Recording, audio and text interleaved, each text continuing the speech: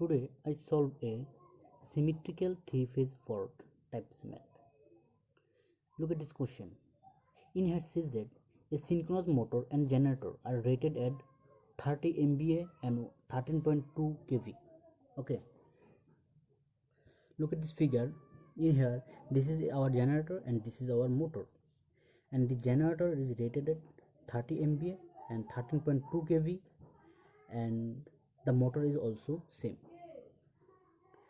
After then, in here says that both have subtransient reactance is 20%. This subtransient reactance is 20%. The line connecting between these have 10% impedance on the base of machine rating. Okay, this transmission line has 10% impedance on the base of machine rating. The motor is drawing power at terminal voltage of 12.8 kV. When symmetrical three-phase fault occur at the motor terminal, look at this, the motor is drawing power at terminal voltage is 12.8 kV. Okay, when symmetrical three-phase fault occur at the motor terminal, then find out the subtransient current in fault occurs. Okay, now I have to find in this question what say. It says find out the subtransient current when fault is occurs. Look at this, the fault is occurs at the motor terminal and you have to find the subtransient current in this point. Okay, now I redraw the circuit.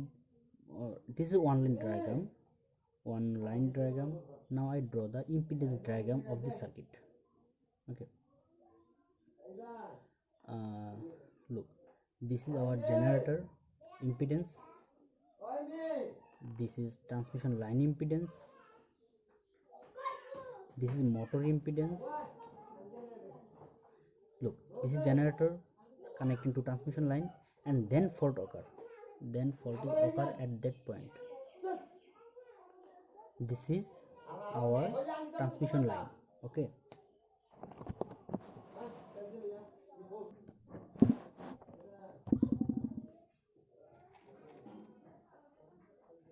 fault is occur at that point. Okay, this is generator impedance, this is transmission line impedance, and this is our motor impedance. Between these, the fault is occur at that point. Okay, these 2 points are virtually shorted. Now in this point fault occurs and there is a huge amount of current flow at that point, so we have to find out the current I at that point. I short circuit current is what? Okay, now come to the question. The generator MVA of generator is equal MVA of motor is equal 30 MVA. KVA of generator is equal KVA of motor equal 13.2 kV. When fault occurs at that time, the motor terminal is draw 12.8 kV. Okay,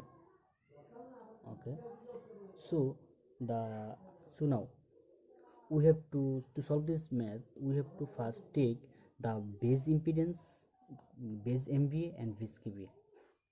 We take our MVA base is equal 30 KVA base. This is just how we assume KVA base is equal 13.2 kV. And look, generator and motor impedance is 20%, so that's why we write it 0.2 per unit. Okay,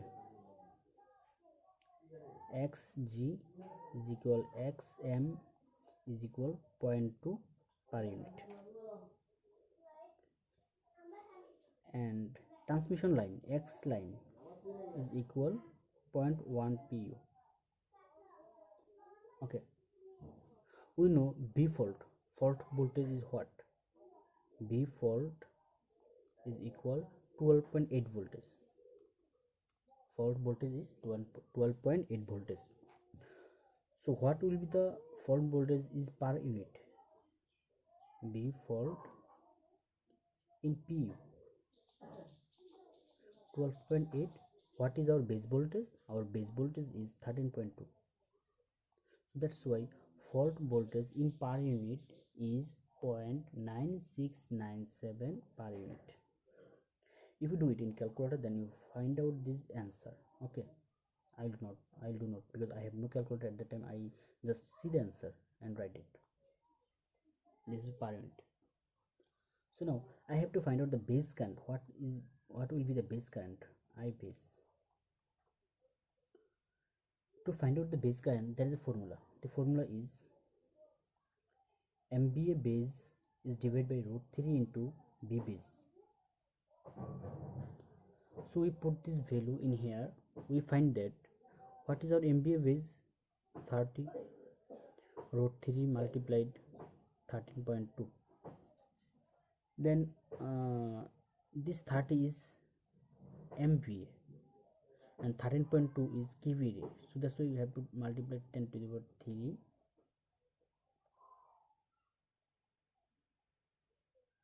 and multiply 10 to the power 6. Then we find out answer is 1312.15 ampere. 1312.15 ampere. This is our base current. Okay. In here given that generator impedance is 2%. This is old. Motor impedance 2%. This is old. We have to find out the new impedance of generator and motor. X generator new. X generator old is 0.2 multiplied. You know how to put this value. You know the formula. Then put this value in here. New base MVA. This is 30. Old MVA also 30 multiplied. New KVA 13.2. Old KVA 13.2 square. Is here the value is 0.2 pu. X motor new. This will be the same answer. 0.2 30 by 30 multiplied 13.2 by 13.2 is equal 0.2 pu. So for transmission line, this value is also will be same because our base MVA and given MVA is same, given KVA and new KVA, base KVA is also same. That's why the new admittance or impedance is also the same. X line is equal 0.1 pu. Look at this impedance and this impedance are series and this impedance is parallel, so that's why the total impedance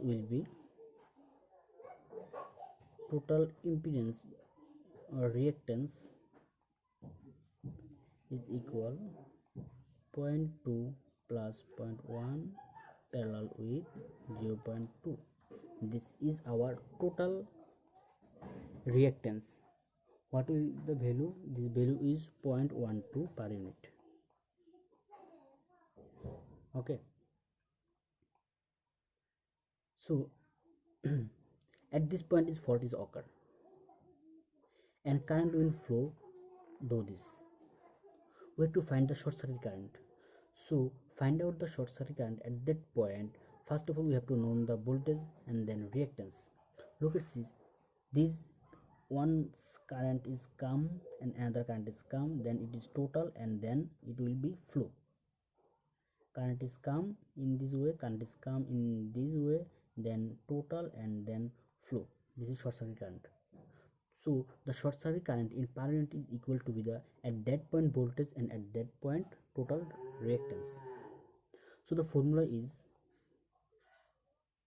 I short circuit fault. Okay, I short circuit current per unit is equal at that point per unit voltage is what?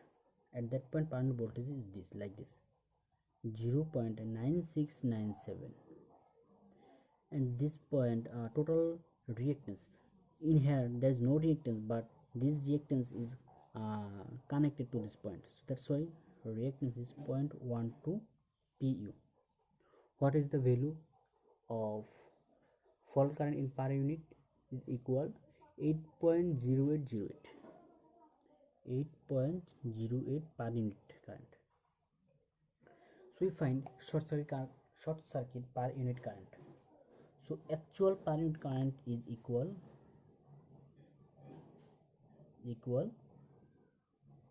I base current multiply I short circuit per unit current.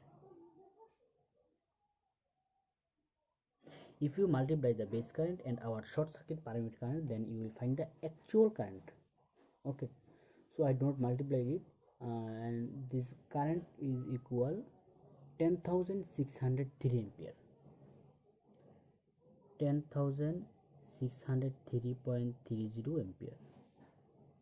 This is our subtransient current in fault. So look at this amount of current is so much high. So when a fault occurs, then we know that large amount of current is flow.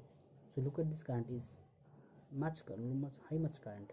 10,600 is a lot of current is flow, and then our circuit will be damaged. So to find out the fault current study is most important for our power system students.